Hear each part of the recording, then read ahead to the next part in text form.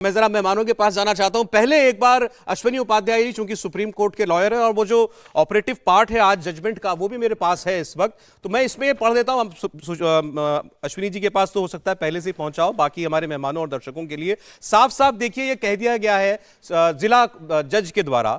उन्होंने ये कहा है कि places of worship act 1991, Waqf act 1995 और UP Shri Kashi Vishwanath temple act 1983, ये तीनों ही एक्ट, ये तीनों ही कानून किसी भी तरीके से मंदिर के अंदर और मंदिर के बाहर देवी देवताओं की पूजा करने को डिबार नहीं करते हैं, पूजा करने से नहीं रोकते हैं। ये साफ साफ कह दिया गया है। लेकिन जब वो कहते हैं मंदिर के और अंदर और मंदिर के बाहर, तो ये बाहर का क्या मतलब होता है इसमें अश्विनी जी?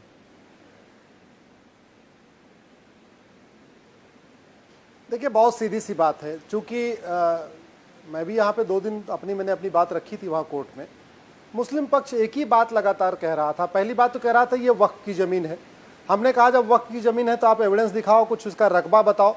एक उन्होंने रकबा बताया, वो पता चला वो तो मड़ुआडीह का था, वहाँ से 15 किलोमीटर दूर का था। क्योंकि अगर वक्फ की ज़मीन होती है तो जो मिनिस्ट्री ऑफ माइनॉरिटी अफेयर है वहाँ पर इसका रजिस्ट्रेशन होता है, वक्फ का एक रजिस्ट्रेशन होता है। तो कोई रजिस्ट्रेशन नहीं, वो दिखा नहीं पाए। दूसरी दलील दे रहे थे कि नहीं, ये तो प्लेसेस ऑफ वर्शिप एक्ट से कवर होता था। हम बार बार यही कह रहे थे। पहली बात तो places of worship act already supreme court में चैलेंज हो चुका है। अभी 11 अक्टूबर से उस per day to day hearing शुरू हो जाएगी और महादेव ने चाहा तो इसी साल 2022 में ये प्लेसेस ऑफ वर्शिप एक्ट हमेशा हमेशा के लिए ख़त्म हो जाएगा, ये जो काला कानून बनाया गया था। विषय केवल इतना है कि क्या ये places of worship act determination रोकता है? नहीं। ये कानून, तीनों कानून, चाहे वो आपका वक्फ एक्ट है या प्लेसेस ऑफ वर्शिप एक्ट है, ये किसी भी तरीके से मंदिर के कैरेक्टर का डिटर्मिनेशन करने में ये नहीं रोकता। ये जांच करने से नहीं मना करता कि आप एक बार पता कर लो कि ये मंदिर है कि मस्जिद है। मंदिर है तो क्या क्या सबूत है, मस्जिद है तो क्या क्या सबूत है। यहाँ पे जो मिला है ये शिवलिंग है कि फवारा है। शिवलिंग है तो कार्बन डेटिंग कराने से नहीं रोकता, ASI का सर्वे कराने से नहीं रोकता। मैं तो उसके आगे कह रहा हूँ, ये सर्वे और बाद में होते रहेंगे। सौरभ जी, मैं अभी 22 सितंबर को डेट पड़ी हुई है, मैं 22 सितंबर को बनारस जा रहा हूं। मैं वहां एप्लीकेशन मूव करूंगा कि एक दिन के लिए इस प्रांगण को आप मीडिया को दीजिए। हिंदी इलेक्ट्रॉनिक मीडिया, वो हिंदी भाषी हो, इंग्लिश कवर हो, मलयालम हो, तेलुगु हो, उर्दू हो, सब हो। भारत की मीडिया के लिए एक दिन आप ओपन करिए इस ज्ञानवापी को, पूरा का पूरा दूध का दूध पानी का पानी हो जाएगा। क्योंकि अभी भी कुछ लोग इतना फैसला आने के बाद भी अभी झूठ बोलेंगे, गवाहियां करेंगे, दुनिया भर की और नई नई बातें बनाएंगे। तो इसलिए मुझे लगता है कि जो लोकतंत्र का चौथा स्तंभ है, इंडिया टीवी का कैमरा भी जाए, सौरभ शर्मा जी भी जाएं और वहीं से दिखाएं पूरे देश को, देखिए ये सबूत है।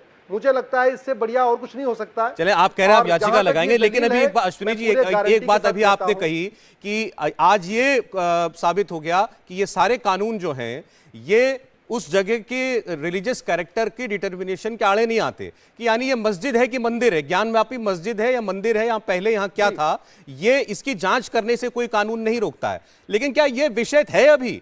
अभी तो विषय हम जो समझ रहे थे केवल इतना है कि पारुल जी के साथ कुछ और महिलाएं कोर्ट के सामने गई थी और कहा था कि हमें पूजा करने दीजिए, जहां हम एक दिन पूजा करते हैं हमें 1 साल पूजा करने दीजिए। और वो जगह जो है मस्जिद के अंदर तो नहीं है, जिसे हम फिलहाल ज्ञानवापी मस्जिद मानते हैं, वो उसके अंदर तो नहीं है। तो ये जब आप बात कह रहे हैं, ये तो आगे की बात प्रतीत होती है। नहीं, मैं तो आगे क्या होने वाला वो आपको बता रहा हूं। मैं टुकड़े टुकड़े में बताने के बजाय मैं फॉर्मल बता रहा हूं। आज का फैसला इस मामले में ऐतिहासिक है कि आने वाले टाइम में जो पाटन में जामा मस्जिद का मुकदमा है, या मथुरा में ईदगाह का मुकदमा है, या पांडुआ में अदीना का मुकदमा है, या जौनपुर में अटाला का मुकदमा है, या अहमदाबाद में भद्रकाली का मुकदमा है, या मध्य प्रदेश में जो भोजशाला का है, उन मुकदमों के लिए एक नज़ीर बन गई। आज डिस्ट्रिक्ट कोर्ट ने बड़ा फैसला दिया है, दोनों पक्षों को सुनने के बाद दिया है और प्लेसेस ऑफ वर्शिप एक्ट को अच्छी तरीके से पूरा कंसीडर करने के बाद दिया है। तो मुझे लगता है कि आने वाला फैसला इस मामले में लैंडमार्क है कि जो देश भर में और जहां जहां विवाद चल रहे हैं वहां के डिस्ट्रिक्ट कोर्ट्स को ज्यादा दिमाग नहीं लगाना पड़ेगा। उनको डिस्ट्रिक्ट कोर्ट्स के लिए सामने एक नज़ीर आ गई डिस्ट्रिक्ट कोर्ट की। लेकिन मैं फिर से कह रहा हूं, ये बहुत सीधी सी बात है। अल्टीमेटली जो स्थान है उसको आपको या तो हिंदुओं को देना पड़ेगा या मुस्लिम्स को देना पड़ेगा।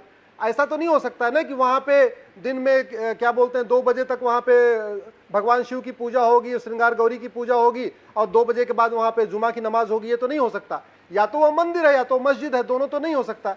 इसलिए मैं कह रहा हूं उसका जो रिलीजियस कैरेक्टर टेस्ट होने में कहीं कोई दिक्कत नहीं है। और एक बात मैं सौरभ शर्मा जी बार बार कहता आया हूं कि किसी भी मंदिर का गुंबद बदलने से, मंदिर की दीवार तोड़ने से, मंदिर में नमाज पढ़ने से मंदिर का रिलीजियस कैरेक्टर चेंज नहीं होता। एक बार अगर प्राण प्रतिष्ठा हो गई तो वो मंदिर का मंदिर रहता है। इसका दूसरा एग्जाम्पल मैं आपको और दे रहा हूं। भारत में बहुत सारे स्थानों पे मंदिर बनता ही नहीं है। इनफैक्ट पीपल के पेड़ के नीचे या नीम के पेड़ के नीचे भी भगवान शिव की शिवलिंग की स्थापना की जाती है, वहां पूजा की जाती है। अब आप मुझे बताओ, बाय द वे आंधी आए और वो पीपल का पेड़ उखड़ जाए तो क्या वो उस मंदिर की जो सैंक्टिटी है, वो मंदिर का जो धार्मिक, उस स्थान का जो धार्मिक चरित्र खत्म हो जाएगा? नहीं जी, जी। आंधी आई, नीम का पेड़ गिर गया या नीम की कोई टहनी टूट गई, अब ये सारी बातें तो क्या सर वहां पे कोर्ट नीचे के जो सामने शिवलिंग रखा हुआ है, जाएंगी उसकी और धार्मिक कोर्ट कैरेक्टर किस चेंज हद होगा? तक नहीं। दलीलें सुनता है। अभी तो ये देखना है 22 तारीख को जब कोर्ट दोबारा सुनवाई शुरू करेगा। इंडिया टीवी हर वक्त हर जगह डाउनलोड करने के लिए सर्च करें India TV news Google play store या ऐप स्टोर पर।